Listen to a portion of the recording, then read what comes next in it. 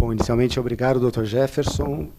Nada na vida é melhor do que ter amigos e ter amigos sinceros. Então, já começamos bem aqui. Eu quero aproveitar também para agradecer, não vou fazer uma lista longa de agradecimentos, embora seja essa praxe nos seminários jurídicos, mas não posso deixar de agradecer a honra de estar aqui presente, que é ainda minha casa, né, a Amprev, e o que faço em nome da doutora Meire e do Dr. Carlos Mota, que estão organizando esse evento, que acho da maior relevância por ser oportuno, já que é algo novo e ainda em criação. E nós vivemos justamente a fase de criação. Não é nada mais próprio que associações como as que fomentam esse evento se envolverem, se engajarem nisso, e, se me permitem, há um baixo engajamento, não só da advocacia pública, mas do serviço público em geral quanto a isso. Né? Isso é algo que vai pautar a vida, o futuro dos futuros colegas que passam a ingressar a partir de agora. Então, é muito importante discutir, é muito importante ocupar os espaços, e há muitas questões para discutir aqui sobre isso. Então, agradeço ao convite, à doutora Meire, ao doutor Antônio Carlos, quem me fez o convite pessoalmente, inclusive, muito obrigado. E cumprimento a mesa toda aqui, o doutor Jefferson, doutor Gersoni, doutora Zélia, doutor Mota e o Antônio Carlos, do DIAP.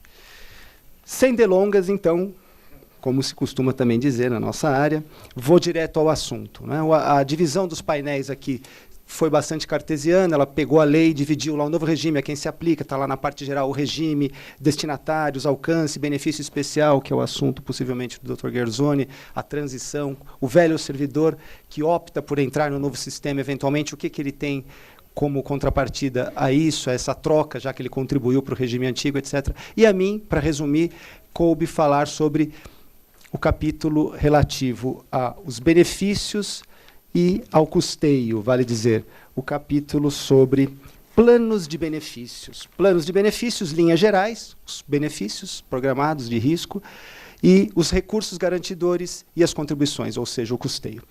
Eu vou me pautar para falar exclusivamente sobre isso, são muitos assuntos, adoro falar desse assunto, de estudar esse assunto, mas eu vou me limitar ao que está aí. Né?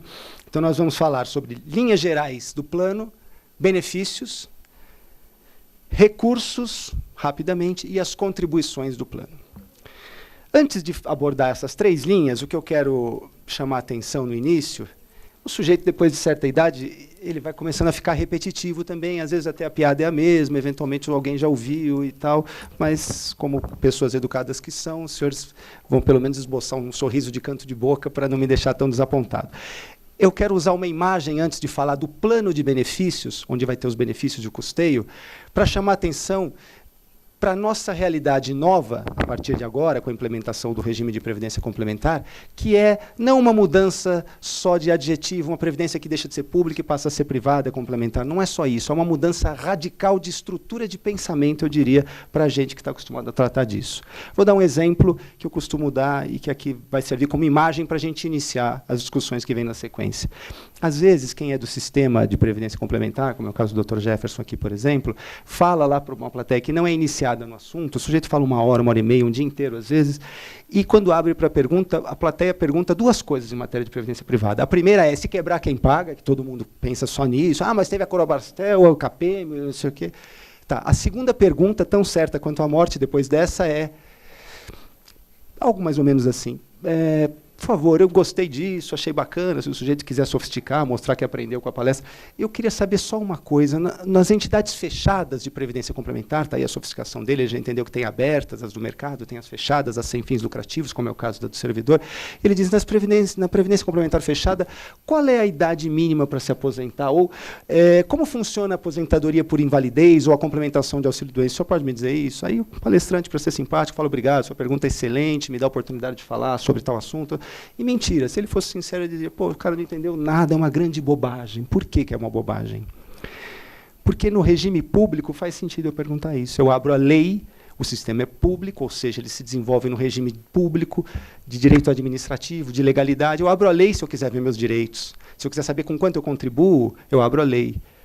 Se for esperto mesmo, o sujeito abre no regime geral a instrução normativa do INSS, no regimes próprios ele abre a ON3 da Secretaria de Políticas e Previdência Social do regime próprio, que ele vai entender o que está ali. Mas o que eu quero dizer é a lei que vai dizer qual é o valor da contribuição, qual é o benefício, qual é a carência, tudo está na lei.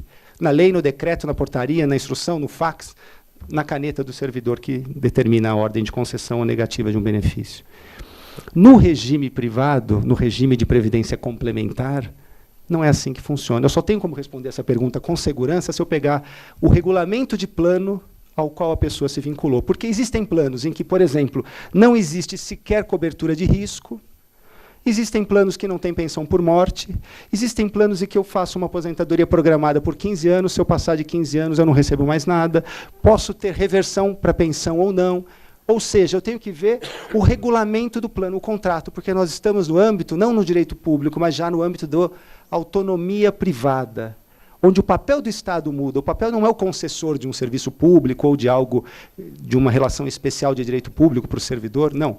Aqui o papel do Estado é de agente normativo e regulador. Ele edita normas com base nos parâmetros dados exclusivamente numa lei, que vai, essa sim, dizer o que o particular pode ou não fazer, e ele fiscaliza para ver se o particular está cumprindo as normas. É esse o papel do Estado.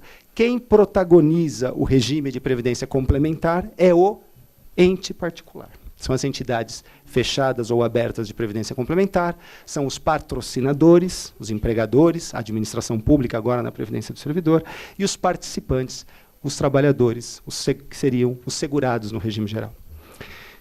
Pois bem, quando a gente fala de planos de benefícios, eu vou me limitar na minha análise ao que está na Lei 12.618, a lei que trata do FUNPRESP, portanto, do regime de previdência complementar na União.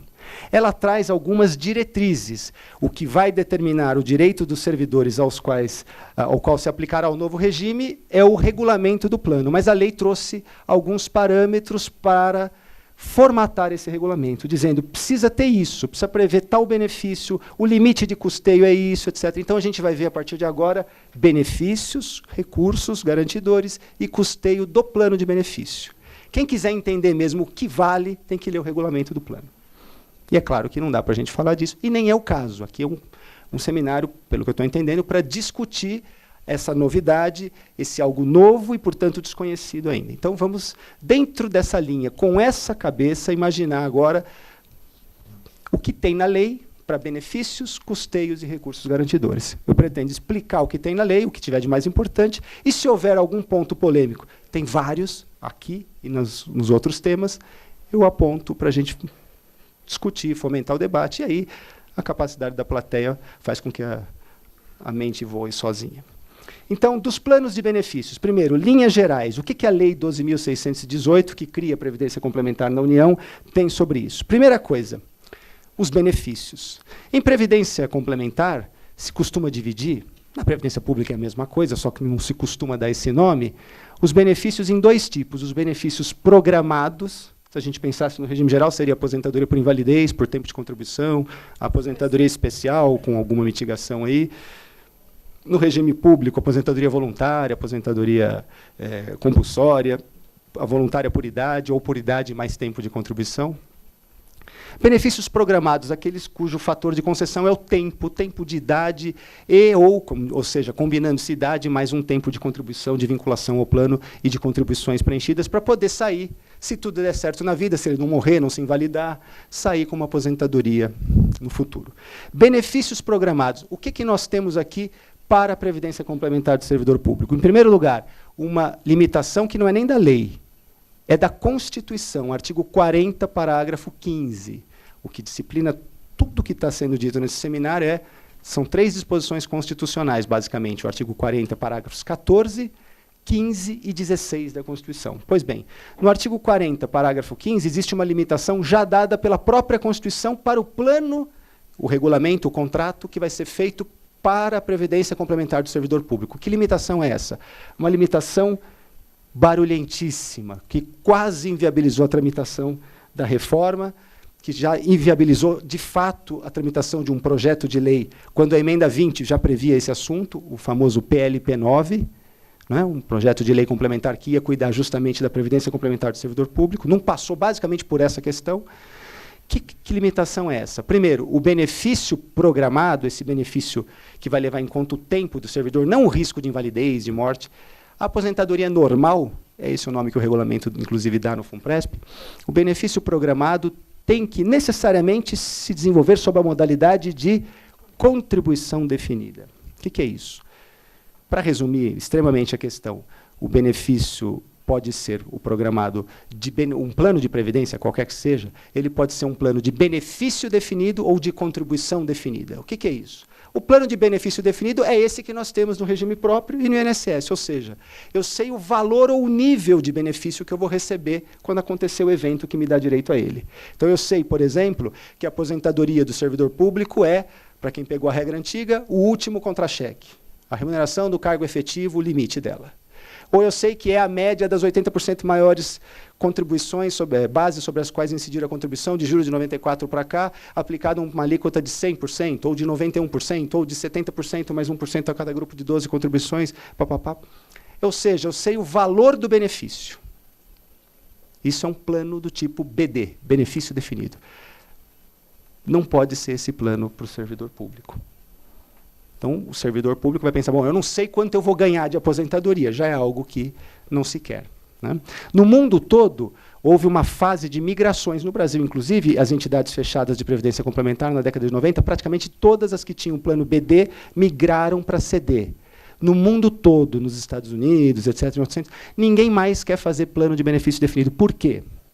Porque o empresário quer o mal do trabalhador, etc., bom, essa é uma linha de argumentação. O empresário vai fugir de custo, esse plano custa mais caro. Mas, na verdade, talvez o patrocinador fuja mais de risco do que de custo. E se tem uma coisa que a história da Previdência ensinou no mundo todo, público ou privada, é que Previdência é compromisso de longo prazo. As hipóteses, se não se confirmarem, dá problema. Ou seja, se o sujeito, no começo do século, vivia 65 anos, 60, faz sentido ele contribuir 30, 35, começa com 15, se aposenta, ganha 10 e a aposentadoria está ótima. Agora, se o sujeito fura o acordo, entre aspas, e dá o azar de viver muito, como acontece hoje, vive até os 85, 90, ele contribui 30, 35 e recebe 35, 40 de benefício. Não dá.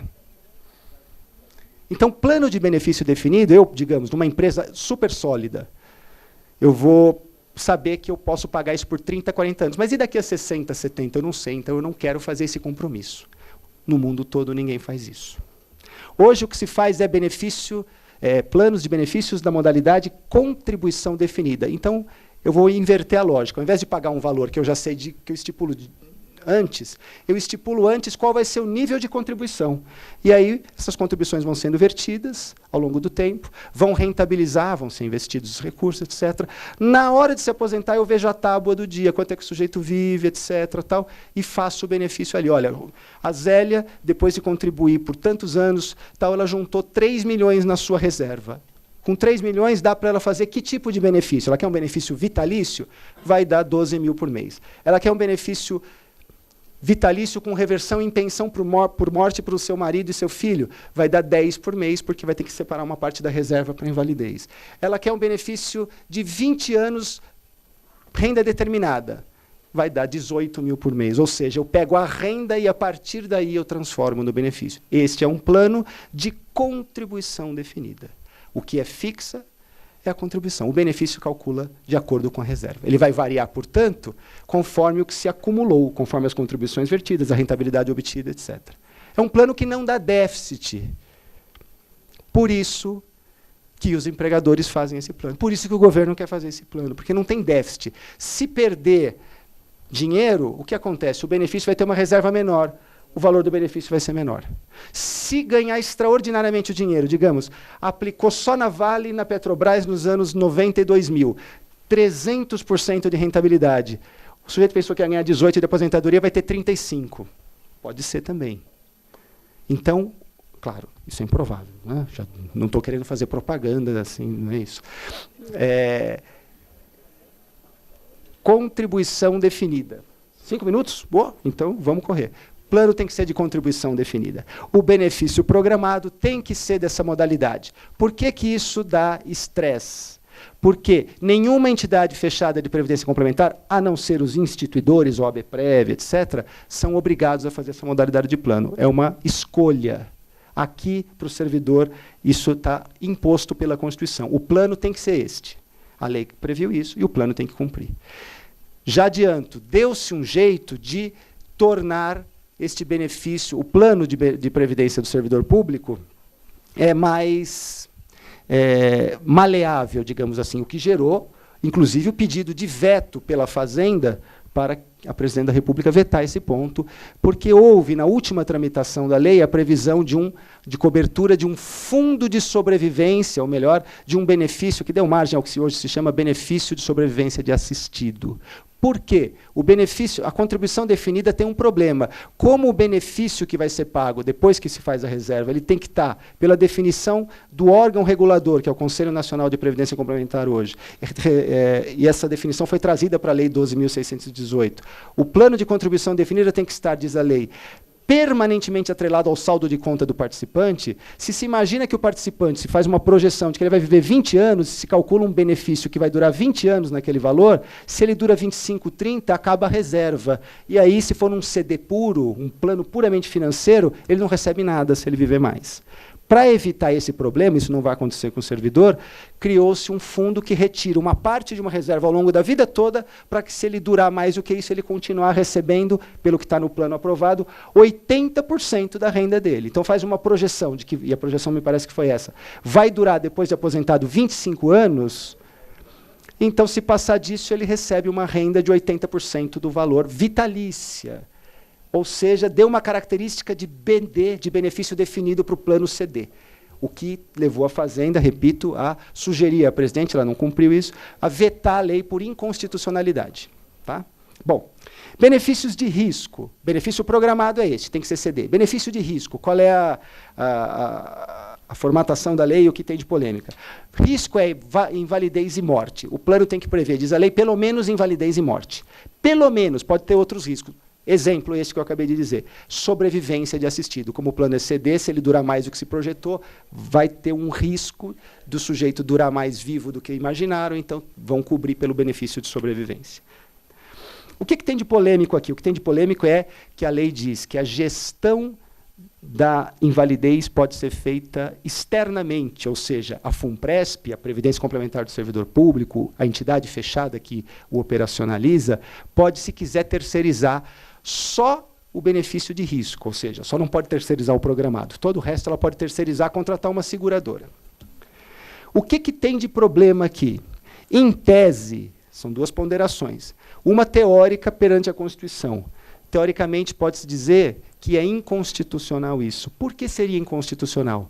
Porque a Constituição prevê que a Previdência Complementar do Servidor Público só possa ser feita, só possa ser gerida por entidades fechadas de previdência, não por uma seguradora, ou sequer por uma entidade aberta, que é uma seguradora também. Tem forma de SA. É uma seguradora, mas é SA, não é fundação.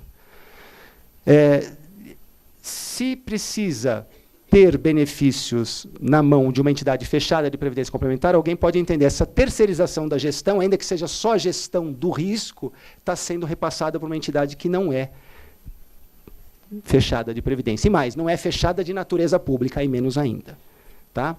Então, do ponto de vista da constitucionalidade, isso é que pode ser alegado. O que vai determinar se vai terceirizar ou não? Geralmente, a terceirização do risco é algo que vai ser feita por uma questão de opção. Um grupo grande, é melhor você ficar com o risco para você. Por exemplo, se de cada 20 mil pessoas que contribuem, uma ficar inválida a cada 2 anos, dá para o grupo absorver.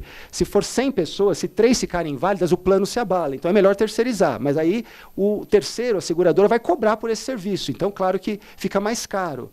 Bom, aqui no regulamento do plano da FUNPRESP permite terceirizar por licitação. Entenda-se por licitação, ou, se alguém der o parecer, por dispensa de licitação também, porque quem trabalha com licitação sabe que 80% é dispensa e inexigibilidade. Então pode acontecer isso também, eventualmente, aqui também. Então, a primeira ponderação é essa. A contraponderação disso, o Dr. Jefferson sabe muito bem disso, ele mesmo contraponderou agora há pouco, dizendo, Daniel, mas, e de fato, sob o ponto de vista da realidade, é complicado, porque precisa de alguém para vender o plano para o servidor. O índice de adesão da Previdência do Servidor no Poder Executivo é baixíssimo, espantosamente baixíssimo. E muito ruim que isso aconteça. Para o servidor, está perdendo dinheiro. O servidor, se houver tempo no debate, eu falo por quê. Não porque eu seja um fã do assunto, não é isso. Existe uma razão objetiva para isso. Mas alguém precisa um corretor oferecer o plano para o sujeito. E como é que alguém vai fazer isso? Na administração vai pôr um burocrata para fazer? Não vai vender. Põe uma seguradora que vai terceirizar o risco, não vai ganhar nada com o resto, mas ela vai lá, na hora de terceirizar o risco, ela vende também o seguro de vida, etc., e ganha aí. Então, isso é o que já acontece nos instituidores, o ABPREV, quem chamou o ABPREV para fazer um plano já recebeu uma visita desse tipo. Então, faz com que o plano se propague, o que é bom para o grupo. Então, uma contraponderação do ponto de vista da realidade, do gestor, não do ponto de vista jurídico, mas é bastante ponderável na prática. Plano CD, benefícios de risco, tem várias outras questões, mas não vou falar, porque já está acabando o tempo. De plano de benefícios, o que tem de mais importante é isso. Tem uma outra coisa importante aqui. Uma coisa que já é antiga na Previdência Complementar fechada. Como quem vai participar do novo regime é aquele servidor que ganha mais do que o teto do INSS, é isso que se espera. Então, o sujeito ganha mais de 4.159. É esse o público do novo regime, porque até esse valor ele está garantido pelo seu regime próprio, que ele vai ter a cobertura integral.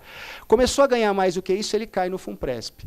O problema que vai ocorrer aqui não é talvez para as carreiras da advocacia pública, mas para outras carreiras do Serviço Público Federal, mesmo o federal que paga mais do que, em geral, na média das outras carreiras, é a do servidor que começa ganhando abaixo do teto e na progressão ganha mais. Por exemplo, uma carreira de técnico ou de agente, analista, sei lá. Analista não costuma ser mais alto, mas um agente em que o sujeito começa com 2.000, 3.000, fica 5 anos ganhando, e de repente ele está tendo progressão, 7, 8, ele passa do teto. O que acontece? Se o plano espera que ele contribua 35 anos para dar o benefício, ele vai começar a contribuir, só tem 25 anos. Então ele vai ter um benefício menor do que os outros.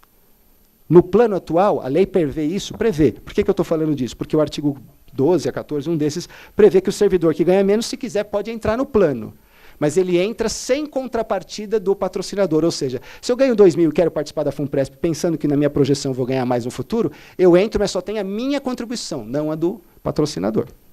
Porque só para quem ganha acima do teto é que a contribuição é feita, porque pelo que está na Constituição é assim mesmo. Bom, de benefícios, esse é o mais importante. Posso falar em 5 minutos e encerrar o assunto? 5 minutos para encerrar, então. Nada como ter amigos, eu falei para vocês.